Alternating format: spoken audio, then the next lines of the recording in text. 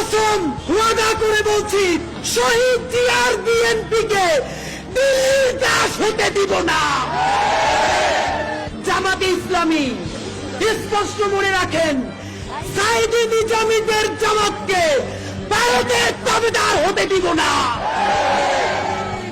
এনসিপির ভাইয়েরা মনে রাখো, শত শত জুলাইয়ের রক্তের মধ্য দিয়ে নেতা হয়েছে তোমরা। যদি এই জুলাইকে বেঁচে দিয়া দিল্লির দাসত্ব করে ক্ষমতায় আসতে চাও, হাসিনার চেয়েও ভয়ানক পরিণতি হবে। আল্লাহর কসম ওয়াদা করে বলছি, আপনার যেই সন্তান কবরে গেছে, তাদের আরো যদি 100 ভাই মাটির উপরে থাকে, সেই 100 সন্তান ইনকিলাবের কর্মীরা।